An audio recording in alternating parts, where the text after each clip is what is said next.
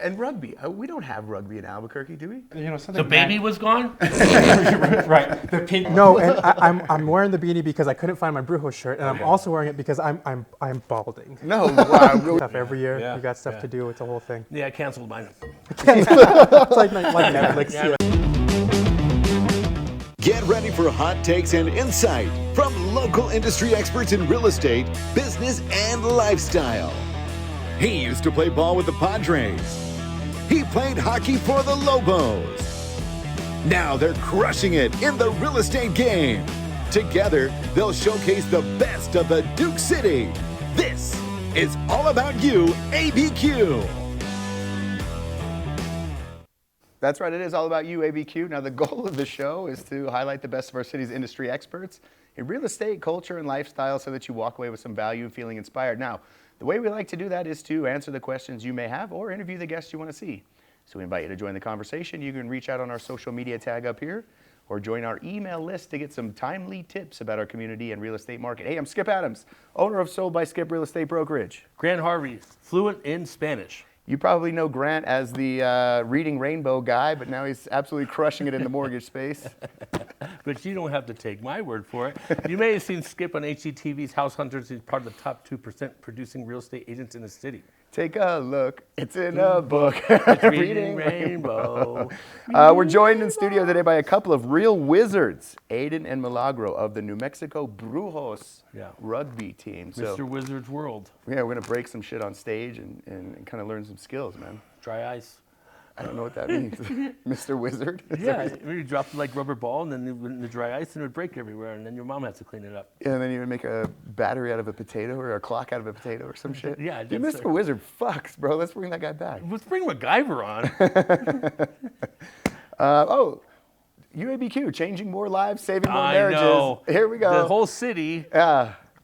We don't want to take all the credit, but I'm going to play our, toot our own horn. We'll be the whole band. Keller's back in office. Timmy K, dude, congrats, my friend.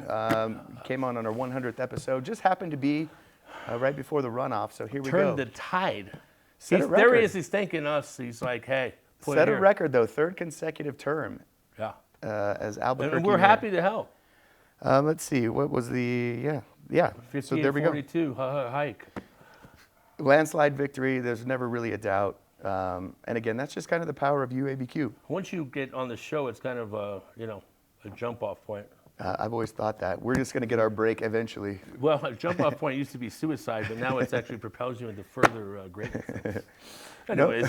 Speaking of greatness in Albuquerque, the real estate market. National headlines, you may have seen this. A record number of sellers are pulling their homes off the market. The market is crashing. What are we going to do, Grant? Yeah, so it's another one of those. People want to make this 2008 again. They don't quite have the correlation about how 2008 happened. I would attribute that to people going, well, we don't really have to move. The buyers had an advantage for a little bit. They're going to be losing their advantage. I thought the advantage, in my opinion, which is correct and a fact, is that if you were to buy with a higher interest rate, the interest rates will go down on its own, and you were able to lock in a price. What's going to end up happening is prices are going to rise, and then rates are going to go down, and so the sellers will get their way. But I think sellers got a little bit stubborn, and I guess everyone has agreed. I don't have to move, and the buyers kind of lost their advantage, I think. Yeah, so nationwide we are seeing some sellers pull their homes off the market, but it's not uncommon during the Christmas season, right? Nobody wants to show homes when they got family in town, stuff like that. But here in Albuquerque Metro, we're kind of a little bit more isolated. We're our own little micro market here in the country. We're not really seeing the same wave of sellers pulling their homes off the market. Weekly data shows that about 7% of homes get relisted, and that's exactly in line with our 90-day average. Inventory is actually down about 9% from our recent average, so we don't have this giant pile of frustrated sellers just giving up. What is happening is almost half of all the active listings that are on the market right now have had one or more price reductions. So that just speaks to the fact that sellers are kind of staying the course, coming up with a plan, and there's a buyer out there for your house. Everything eventually will sell. It's just, right now you got to be a little bit more patient. The environment's a little bit weird. I think that rates have fluctuated so much. And Skip and I talk because he might be doing a refinance, and rates have gone from 7.25 to 5.875. They're up and down so much that the next time you may be ready to put in an offer, the buyer may go, I don't want to do that. And it's like I think buyers have this, oftentimes have this unrealistic sense of what rates do, and they go, okay, we talked about that rate, and I'm like, they're so fluid that you don't get to just. Me personally, I'm just going to wait until rates go down to the 3s again. Yeah, back to normal, which is my pet peeve. 3 and 4% was not normal. I think historically 7.5% is normal, and it started with Carter. Yeah. The old Carter administration. Once we get Carter out of office, things will be on the up and up. But that does remind us how we were able to get Carter into office. That's where it started. YouABQ. Then Helen Keller, then Tim Keller. And then we all read dictionaries. What's new with you, man? What have you been up to? We had a great Thanksgiving, and I think I realized that getting your car wrecked into takes about a month and a half. But we're not going to talk about that. We're going to talk about probably why Darren White didn't make office. Got a little, little tips and hints for him next time, but hopefully it won't be next time. Run it, Mark. Luckily, you're still allowed to smoke indoors. Thank God for Keller. Okay, so I will tell you, when I saw kind of Darren White's platform, I could see where things were faulty. I think there's a lot of times we talked about homelessness, and this is probably my thesis of this Grand Trance. Homelessness is not going anywhere. I think the rise of fentanyl had made homelessness prevalent and lasting, and I think about 1 or 2% of people on fentanyl ever make it out of it, so it seems pretty dooming. It also means that the population of homelessness increases by the year because you have more people addicted, and I think it takes like $7 to stay high, and so it's it's a growing problem, and it's not even an Albuquerque epidemic. It's nationwide, and we don't have the monopoly on the answer for homelessness nor the population for homelessness. So my take is, either way, we're going to pay for it, because a lot of people say, hey, I don't want to pay for this homeless people. You're paying for it. They go to the hospital, there's multiple ways you pay for it in property crime. So some place has to be designated for them. But when I heard Darren White say, you know what, homelessness is illegal, and the homeless people are really concerned about that being illegal, right? But he was saying they can't be sleeping in parks, and they're going to go somewhere they don't evaporate. And he said, well, we bring them vans to homeless shelters and rehab centers. And so I thought, man, this guy's really onto something. All the homeless people needed were vans. So I guess the van idea didn't work, and I think sometimes people need to take a deeper look and see what the answers really are, and it's not so easy inheriting a homeless population, and there's something to be done, and all the mayors across the nation don't have it figured out. So should they all be fired and not be reelected? We have to dig a little bit deeper, and it probably into prevention would be the way to maybe make the homeless population subside a bit and reduce the numbers. That's your Grant's Rants. And, yeah, and I want that little that star comment. The more you know. Reading Rainbow. Oh, okay, that. No, yeah. When it comes to affordable housing, and I know that the city's bought up blocks of land and put in little affordable housing, little casitas in a row to try and create some sort of housing for the homeless. And actually met with a builder yesterday who's got prefab product he's putting out, and same thing, kind of like Boxable in the fact that it's a casita that's built off-site, and then they just bring a crane and they actually just put it in your backyard. Yeah, they're going to be somewhere. You don't want them in the parks, you don't want them on the bridge, you don't want them on the sidewalks. They've got to go somewhere. If they say, oh, they'll wreck them too, well, if they have their own partitioned off place, like they're going to be somewhere. So if they're if you consider them a nuisance, then do something about it, be a problem solver, but you just don't go, oh, we got to get them out of here. Where are you going to send them to? Cancun? They're here. Coming up next, here's why you're going to want to stay tuned. We're joined by a couple of real wizards, Aiden and Milagro of the New Mexico Brujos Rugby team. This is YouABQ. The whole thing, it's a two-story. Hey, welcome back to YouABQ. I'm Skip Adams, owner of Sold by Skip, a real estate brokerage here in Albuquerque. Grant Harvey, becoming fluent in 3 languages now. Name one. All right. French. We're joined by a couple of real wizards, Aiden and Milagro of the New Mexico's Brujos Rugby team. Milagro is the captain, and Aiden is the forwards leader. Guys, welcome to the show. It's always nice when we have athletes on the show, because you guys always show up on time, ready to rock and roll, Yeah, we're worried that you're going to make us yes, do sir, sprints. guys. Yeah, we typically make the guests do burpees if they don't show up on time, so we appreciate that. Yeah, thanks for having us. But Milagro, let's start with you, man. So you're a local kid. Love that, man. That's Albuquerque native. Albuquerque's home. Moved around a lot for work, but always come back. Eubank and Central didn't end up at Manzano, still perpetuating the myth. Shout out to the Hornets. I'm a Highland graduate. Highland Hornets. Hey, so real quick. So when you left Albuquerque for work, where were some of the places you lived?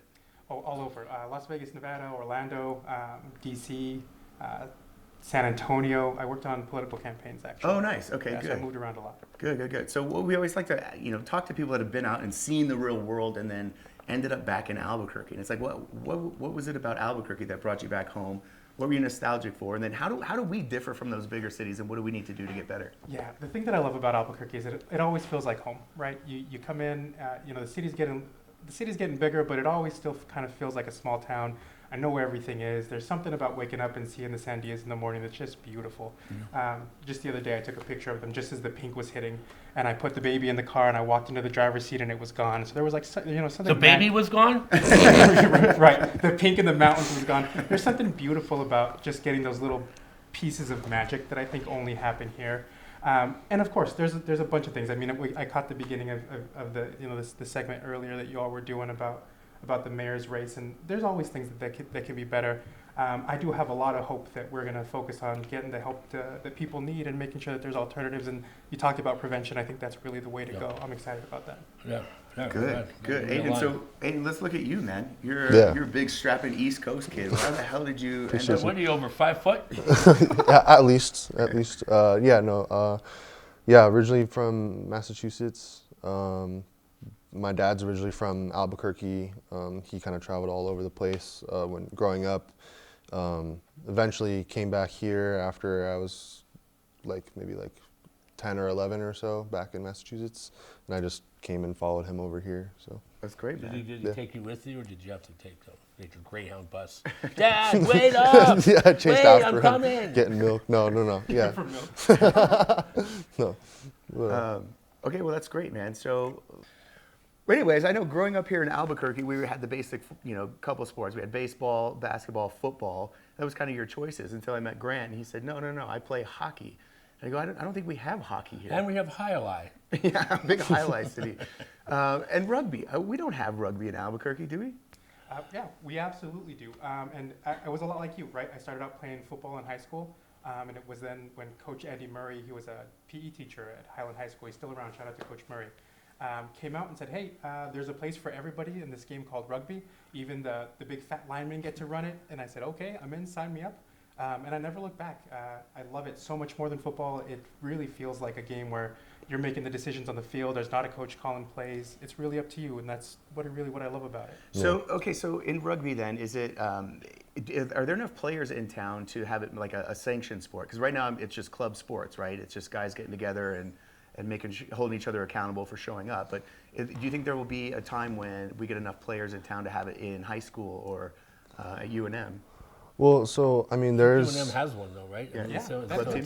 Yeah. Hey, look at me, just doing my research. He knows nothing except for the heights. I mean, there's definitely a big rugby scene here in town, and it's not just with, the men's club that we have going on. But I mean, me being an example, I came from the high school league that's here in Albuquerque. I'm alumni of St. Pius rugby team, and that's where I got my start. Mm-hmm. Yeah, I unfortunately didn't go to school there, but I was fortunate enough that it was just right down the street to play rugby there. So, yeah. That's great. Well, I want to dive deeper into rugby and your story and kind of how you guys get back to the community. But first, you guys want to join us in a segment we call Pound Puppies? Yeah, of course. Let's do it. Sponsored by Cuddy McCarthy.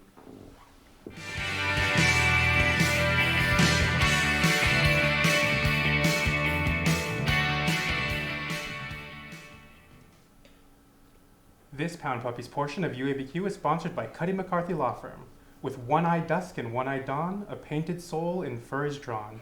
He greets the world with gentle grace, two colors shining on one face. Ojitos is his name, a boy of tender heart, a masterpiece, a living art, so beautiful, so soft, so kind, a loyal friend you're meant to find. He's weathered life with quiet might, still hoping for a home of light, a place where he is truly seen for all the love he keeps serene. Deserving more than passing glances, he waits for life's sweetest second chances. Take his paw, his trust, his plea, and he will love you endlessly. If you want to adopt ojitos, Cuddy McCarthy will pay all adoption fees because Cuddy cares. Contact Amanda Marie Garcia with YouABQ to coordinate. Yeah, that was nice. Wow. Yeah, very touching. Storyteller. touching. That was so Read to my soothing. Nailed it. Okay, so Milagro, current team captain and also the recruitment chair for the club. Because I would imagine in club sports, there is some organization, but That was news to me. hey, well, the internet says you are the recruitment chair. So I would imagine there's a lot of stuff you have to do off the field just to make sure that the lights are on and people show up on time. Yeah, don't even get me started on that one. So we've been dealing with everybody. And you'd be surprised. Just getting the lights on has been the biggest struggle that we've maybe had in the last couple of years, is finding a place to practice. Yeah. With the time change, it gets dark early. We've got to find a field with lights. We've had to resort to paying for a private field, a soccer field. So shout out to Kramer Fields. Yeah, I was just gonna say, you guys, we got to hook you up with Kramer Fields in Russia. Yeah, he was able to set us up with something after our setups with the city and the county fell through. So shout out to them. But that is the biggest piece. There's a lot of There's a lot of moving administrative work pieces that goes on to get a team on the field. Yeah, for sure. Yeah, I mean, I will say the problem is the more you care and the more you're in charge, the more you make it your baby, the more you make it fall apart. So then you take this on and no one required you to, but you know that you're going to be the one that executes. And I know that very well from being the coach of Lobos, is there was a lot to take on and I wanted to make sure it gets done. The other thing is I never wanted to delegate any power, because then more people are telling and inputting. I go, I don't want your help, I want to run it like this. This is what you probably do, would keep the culture and keep things under your control. Because I bet you find that people volunteer and they have all this ambition, and then it's like it's like this lulling, like what would I call it? Like it's a fading ambition. It's their interest fades and it's whimsical, right? No, absolutely, and especially after you've gone through something like we went through, where we had a big group of guys come in. It almost felt like starting a new club. I don't know if you felt the same way. Yeah, I mean, we had a huge influx of recruits in the last couple of months, and it's been something that we've only ever dreamed of, but we can't complain when we take more people, but it's definitely increased the workload for everyone, working behind the scenes, whether it's the other elected chairs like me and Milagro and the others, and then just people who want to help out, but A lot of people don't see that, and to get the show going, right? Because a lot of times players will go, all right, let's see, I want some rugby, where is it? And you're like, well, you're part of it. yeah, You're right. part of the rugby. Don't just show up and say, I want some rugby. Fans, players and stuff, they have this, okay, I'm here, and you're like, that's one part of it, because I'm here too. I need some help. So good. What do you do for fundraising? We do a little bit of everything. So Whatever we can. Yeah, we have some corporate sponsors. OnlyFans? What's your OnlyFans site? We calendar coming we've thought soon, about maybe? it. Yeah, there will be a calendar coming out with a little race here to get in there. Racier in terms of drag? Maybe a drag Yeah, calendar drag too. racing. Drag racing, drag racier. Speaking of which, every January we get together with the folks over at Sidewinders to benefit Casa Q, and we put on Rugby as a Drag, where we get 10, 12 of our rugby players. We dress them up in drag for the night. We go out and we perform to the best of our abilities, which a little spoiler here is not that great. But if you want to watch a bunch of guys come out and do drag for the first time, show up. Yes, please. It's incredible. So that always raises a bunch of money for folks. And then we have some corporate sponsors. We're always looking for more. If you've got a place or a line, we're a 501c3 organization, so all of those contributions would be tax deductible. That's hard to set up too. Whoever, is. did you do that? No, shout out to the old boys. They've had it set up for a long That's a tough time. one, right? Yeah. And then sending in your, It's tough every year. Yeah, You got stuff yeah. to do. It's a whole thing. Yeah, I canceled mine. It's like Netflix. Yeah, Well, that's a headache. I'm out. And that Okay, so forwards leader. What is a forwards leader versus a captain? well, yeah, I'm a forwards He captain. is a captain, Skip. On the internet. Don't diminish his. Yeah. No, I mean, basically, my roles aren't that much different to Milagro's, but my focus is solely on the forwards, which are the bigger, burlier guys, and usually more handsome and more sexy looking fellows on the This team. seems like there's a lot of differences now. There's not much difference except for my favorite 19 traits that we have that they don't get. Yeah, but no, yeah, I mean, I'm just focused on making sure that the forwards get better and their voices are heard, and any concerns that they have is addressed to the higher ups in the club, whether that be Milagro, the other captain, or coaches, and then the other officers on the board as well. How many guys on a team do you guys typically carry during the season? So for roster, for the field day, you have 23 players on the roster that are allowed to play and sub out during the day. 15 on the field at any one time, but we have 100 people in the club. That's what you want. Got to keep them hungry. Got to make sure their position is not sealed and they're competing for it, and not just I showed up, I got it in the bag. Just that's a good. weekend warrior. I like that. Well, that's the kind of guys you want, right? We've heard some people be like, "Oh, we don't want to go play over there because we're not going to get playing time." No, if we want the people on the There'll be a Brujos, spot. Someone's going to drop the ball. Someone. but we want the people who want to compete. Yeah, we want you to earn your spot. We want you to earn your number. You keep them hungry like that. It's good. How do you guys get to town? Miracles. Do the old car rides? Yeah, carpooling. Yeah. For the most part, that's pretty much exclusively. Yeah, some people travel on their own. So now that I'm not the coach anymore, and it's too late to get me in trouble. One time we were in St. Louis, I think, and they were out of rental cars. So I got pretty much was like a bread truck and put all the players back there, their hockey bags, and just taking turns. And you hear just tumbling Just around. clattering You around. do anything to get there, right? And so if you don't have the chartered buses, could the parents get Dirty some chartered secrets. bus? Oh, cool! Get out that checkbook. $5,500 All for it a takes charter is bus. $50,000. Real quick, swipe your card, but then you resort to that, and it kind of is a testimonial to how bad you guys want to play. Oh, You yeah. go to those lengths, and that's what I kind of like about probably some junior baseball, some JC ball was probably like that too, where you go in a carpool. You're like, well, you don't take a bus. No, we're not. You don't have that kind of money. How are you going to spend your money? Not on transportation. Oh, exactly. Yeah, we're going to tie guys to the top of a roof, and we're going to get to Tucson. We'll be there by game time somehow, gonna happen. some way. So I know you said you kind of struggled with trying to find practice fields and stuff. Where do the games typically get held? Historically, last season they were at Mesa del Sol. I think that's kind of still up in the air as of right now.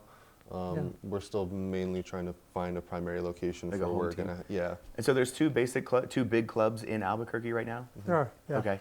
And then, so how often do you guys play every weekend? And is it like one weekend in Phoenix, one in Denver? How far do you guys travel usually? Yeah, that's generally what it looks like. Yeah. So we play just about every weekend. There are two big seasons. There's a fall and there's like a spring and sort of a fall winter season. And we do. We travel, down to Tucson, up to Denver. Do you play it two away, like 2 and 2, or just one?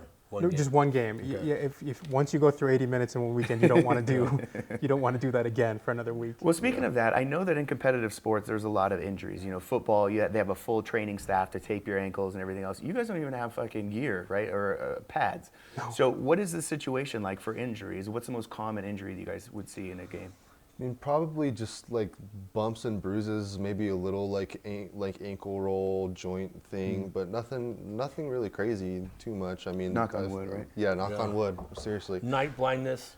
Night blindness, night sweats, night terrors. Yeah, I mean, so what's not that I guess you want to display this. How prevalent are concussions? Not very at all. You guys don't go head to head, right? It's just more of again. It happens. You tackle with form, and I think what was it, Mike Ditka that said was it him that said if you want to avoid the concussions, make them take off their helmets. Right. Let's stop making that your leading weapon and wrap up right. But I do appreciate the way you guys play and the fact that it is very formed tackling and not just using your head as a torpedo. It's a very skilled thing, and especially probably getting trampled over. There's been some guys you go, oh, dude, this is a train, and I'm on the tracks, and I'm a dead man, right? Luckily, we don't get trampled too often. We're usually the ones that dishing out the pain to people out there. Yeah, dude, you're a little refrigerator. So that's kind of nice. The concussion thing, 100%. I can't tell you how many times I'm watching games on Sundays, right? And I'm saying, man, if that guy had just wrapped up that tackle, he would have stopped him right there. So it is 100% technique driven. Concussions happen. I took a pretty mean bump to the head a couple of weeks ago during a tournament, and it's not fun, but it's not as bad as you think it Is is. that why you have the beanie? Do you have like the cartoon? It is. No, and I'm wearing the beanie because I couldn't find my Brujos shirt, and I'm also wearing it because I'm balding. No, wow, we had no idea. It's okay. Oh, that's okay. Milagro. I feel like I'm announcing He's something. coming out. He's coming out. So let's talk about the different types of physiques. I had a buddy, Sage, who was like just a thin gazelle, you know, and there's a lot of people think of rugby guys as just all humongous, and most of you are, but there's some guys that are just speedy and look like they're a piece of notebook paper flying down the field, right? I mean, talk about probably what do you think the weight disparity is in terms of range? I mean, rugby is a sport for like everyone, and like you can't have a rugby team with like one uniform physique or anything like that, or one specific skill set or capability on the field or anything like that. You need anything and everything that you can get. You know what I mean? There's forwards, like we know I'm the forwards captain. There's the backs who are usually a bit smaller. They're certainly faster, and you need that on a rugby team. You know, you need people who might not necessarily take it into contact every time like me or Milagro, but are quick on their feet, get around the defense, and score it for 100 meters, because I'm not running that full length of the field, certainly not. We've got everything from guys who are like 5'3", 125 pounds to guys who are like 6'4", into the 300s. They're really I love to see those anomalies work in sports, where you get them you get football. There's a guy in the Lions, whatever, number 14, he just goes to the side and runs, and some of that's fascinating for people to typify. You know, there's probably some guys on your team that go, you're a rugby player? You know, some people do that with hockey players too, because hockey's getting like skinnier and faster. Yeah, and then you see some people and it doesn't fit their stereotype. But it's cool to see that like, I got the rugby player too, and you should see that their skill set is different than the other ones, and you need that conglomerate. And I think rugby's fascinating like that. Now, how many man formations? Because isn't there two types of rugby in terms of strategy and formation? No, like men on the field. Isn't there? Yeah, there are a handful of there's three main setups. There's the full 15s game. Yeah, is that what you guys play? Yeah, okay. We play 15s. There's a faster paced sevens game that you see in the Olympics, right? So rugby sevens is played in the Olympics. Why did they pick 7 over 15? I mean, it's faster. Okay. Yeah, it's 7 minute halves. It's bogged up with the 15. It's like, is there more action of 7? There's more speed. Okay. There's more running. I think there's like the way that scores happen, it can be a bit more exciting, like on average per game in sevens. Yeah. But yeah, it's just quicker ball, quicker running, more of it. So I guess from a fan's perspective, if you've never watched a match before, how do you recommend people experience their first Brujos game?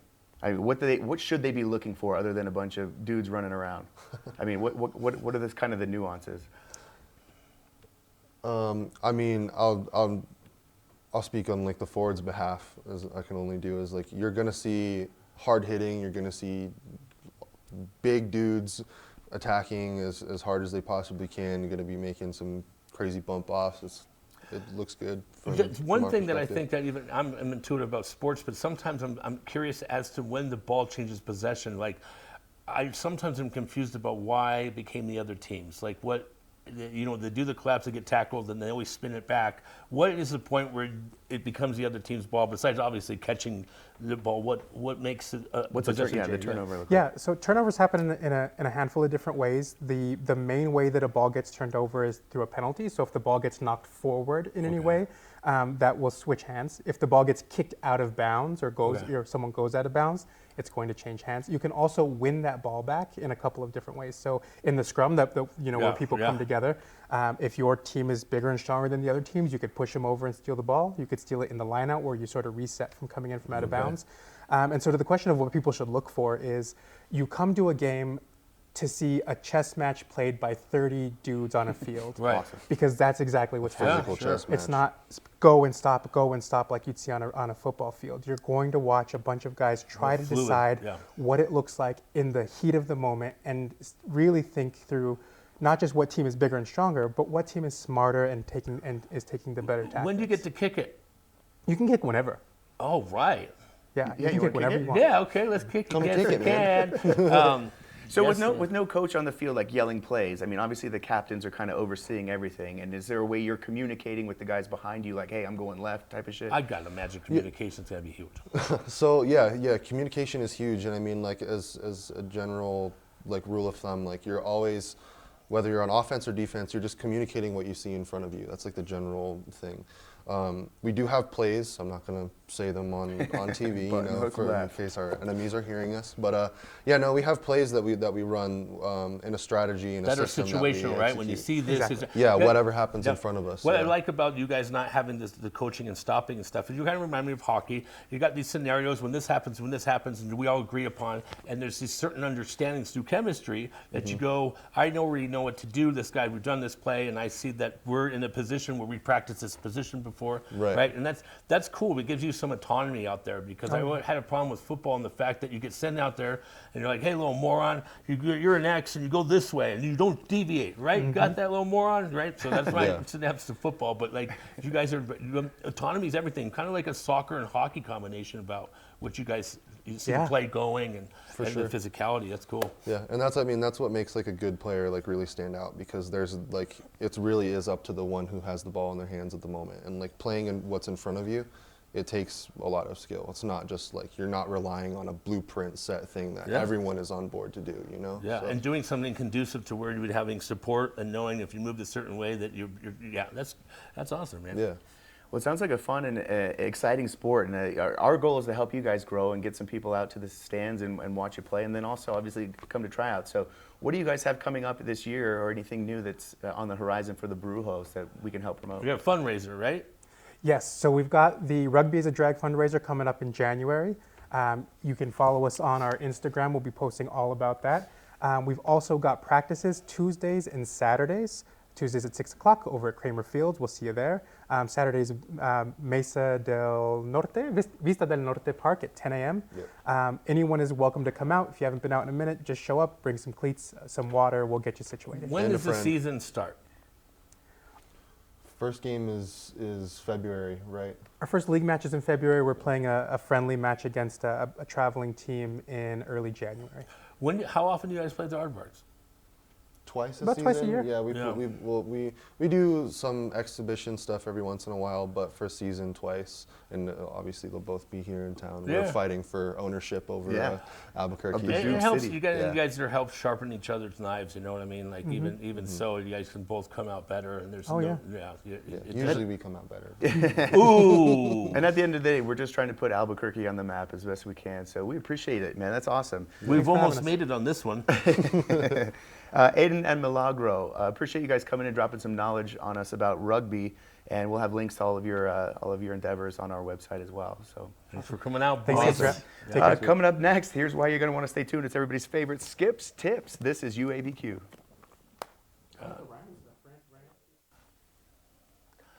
Welcome back, segment 3. Thank you for the Brujos team coming on here. Should be an exciting season for them. I look forward to their success. Now we will have Skip's Tips. Marriage saving prompter. Yeah. Anything that saves us time, makes us more money, allows us to have more fun in real estate or in real life. Hey, it's a buyer's market. Here's the biggest mistake I see sellers making in this market right now, and that's pulling your home off the market just because it's winter. Look, buyers still want to buy properties, and some of those sellers will be taking their home off the market.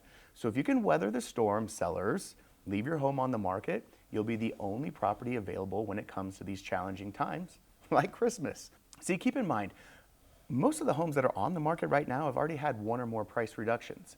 So pick a plan, stay the course, and fight through this market. There's a buyer for every property out there. Share this with a friend and tell them Skip said so. Oh, yeah. Skip's Tips. Yeah, Quibbers diesel. Fragile. Every Wednesday night, Sunday morning here at the Education Channel worldwide on YouTube. This is all about you. Oh, wait. I can do. This is season finale. Sorry, we should have fucking thrown some. I should have read this whole book to you guys. Yeah, fireside chat. We'll see you next year. This is YouABQ.